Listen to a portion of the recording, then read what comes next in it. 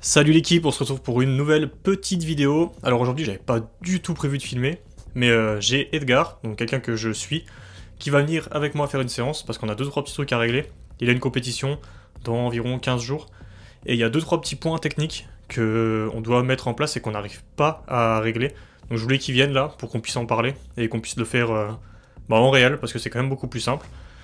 Du coup, je vais vous partager ça. Vous aurez les mêmes petits tips en même temps et peut-être que vous avez les mêmes problématiques et du coup, ça va peut-être aussi vous aider. Donc, si ça peut vous aider, c'est tout bénef. Et comme d'hab, moi je fais ma petite séance. Alors, moi, il y a un gros single au squat, mais j'ai une petite douleur au genou. Donc, on va voir comment ça se passe. Soit c'est un gros single, soit ça va être une séance assez basique avec un single moyen, entre guillemets, un RPE 7,5-8. Donc, voilà, petite séance muscle up squat. Des petits tips, tout ce qu'on aime. Moi, je vais m'échauffer le temps qu'il arrive. Et puis, c'est parti. Hein. Let's go!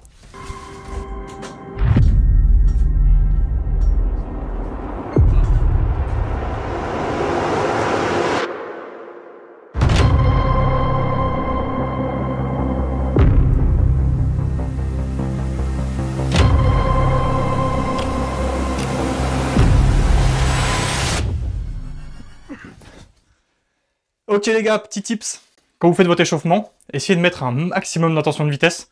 Ça va recruter beaucoup plus d'unités motrices et ça va aussi réveiller votre nerveux. Et ça c'est ultra important. On voit souvent des gars à l'échauffement qui prennent leur temps de ouf, qui temporisent à mort la descente, etc. Le but c'est de mettre une grosse vitesse en gardant une exécution propre, mettre de la vitesse pour, comme je vous l'ai dit, réveiller le nerveux, utiliser un maximum d'unités motrices et envoyer un max après sur vos séries. Premier tips, et après on enchaîne.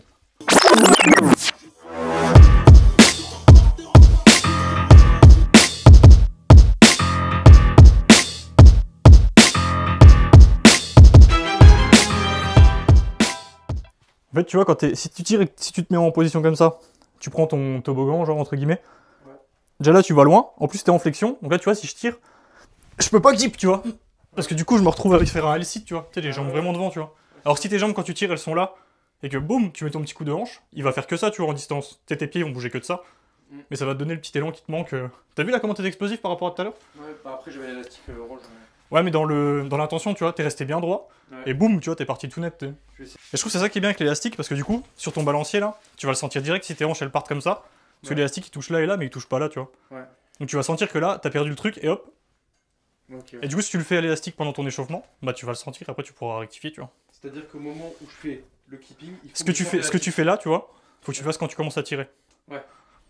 Faut que je sente l'élastique qui touche le corps, quoi. C'est ça. Donc là, pied dans le vide, un petit peu écarté.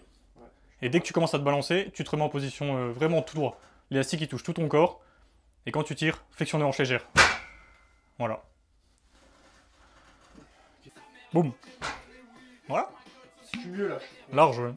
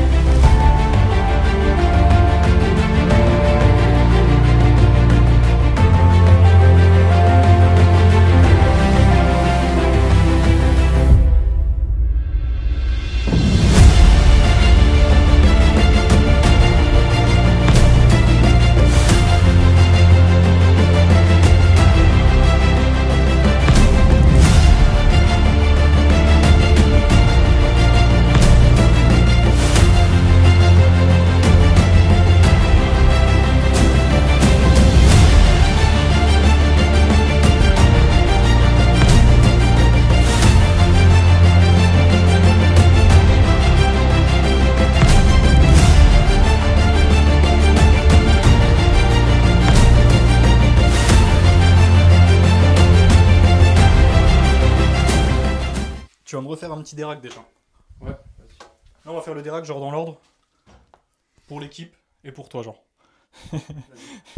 Premier truc, tu places tes mains, genre. Alors, pareil des deux côtés. Ça sera les mêmes barres. C'est les mêmes. Après, c'est standard, ça, c'est le placement des anneaux et tout, tu vois. Je suis vachement sérieux ou pas là? Tu te mets comment d'habitude, comme ça? Ouais, je crois que c'est ça. Après, en fait, le placement des mains, c'est le plus serré possible par rapport à ta mobilité, genre. Parce que plus t'es serré, plus tu vas engager ton dos, tu sais. Ouais. Donc plus tu peux te mettre serré sans avoir mal et en étant à l'aise, plus tu te mets serré sur ta position. Tu vois. Bah là, je suis pas mal. Après, tu te places en dessous, sans regarder où tu vas, boum. Et c'est là, tu vois, qu'il te manque un truc. Ouais. Regarde sur le teco, là. faut quand tu tournes la tête, tu vois, tu vas placer pareil tes épaules par rapport au petit... Là, je suis bien. Je suis bien là. Regarde, là, tu vois le cran là? Ouais. Le cran il est là. L'autre cran il est là, tu vois.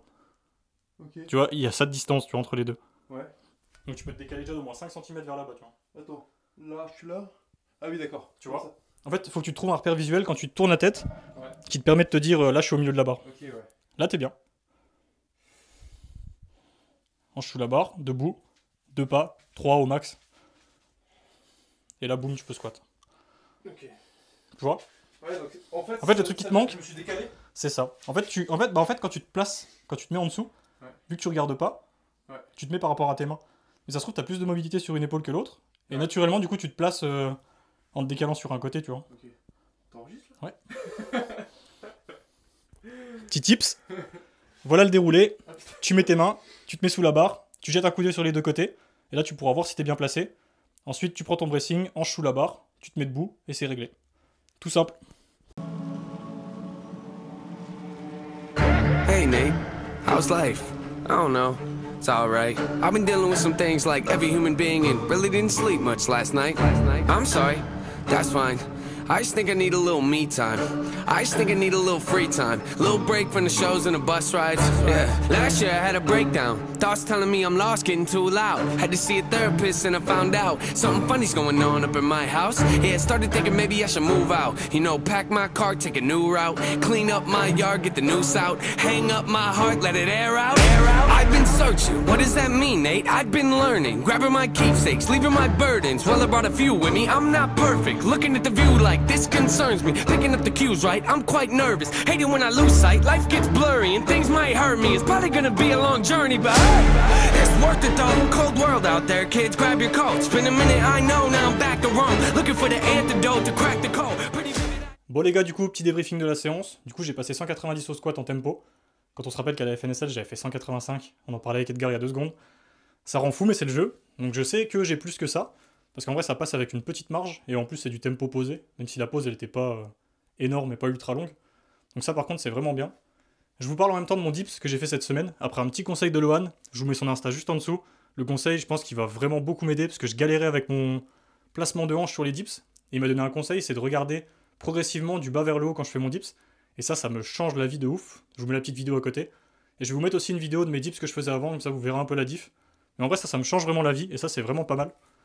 Sinon, 2-3 petits tips avec Edgar. Pareil, je pense que ça peut apprendre des trucs à 2-3 personnes, parce que c'est des trucs tout simples, mais le dérac et le départ au muscle-up, c'est vraiment la base de la perf. Si vous loupez votre dérac, que vous loupez votre départ au muscle-up, il y a peu de chances que vous arriviez en haut à la fin. Pensez à regarder des deux côtés, les gars. Si vous n'êtes pas au milieu de la barre, c'est impossible de la lever. Et d'ailleurs, je vous mets, pour ceux qui n'ont pas vu la vidéo de la compétition, le squat qu'avait fait Thibaut, parce qu'il avait mal placé sa barre. Il s'est retrouvé avec une barre qui faisait le Y sur son dos et il s'est pris no rep parce que le spotter a touché la barre. Donc même en compétition, les gars, ça peut vous jouer des tours. Prochaine vidéo, je vais vous sortir un truc, les 5 plus grosses erreurs en compétition que vous pouvez faire. Et ça, par contre, c'est des erreurs que j'ai vues là quand j'ai fait les espoirs et que je vois même là dans les compétitions. Il y en a une ce week-end. Et c'est des erreurs ultra basiques, les gars, qui peuvent vous faire louper toute votre compète. Donc, moi, je pars en vacances, une semaine.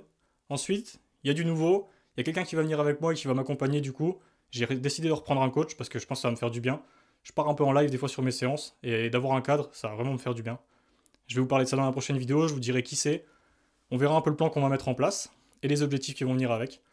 Donc abonnez-vous, petit commentaire, petit like, vous connaissez. Merci pour la force d'équipe, on se retrouve très bientôt pour une nouvelle vidéo. Ciao les gars!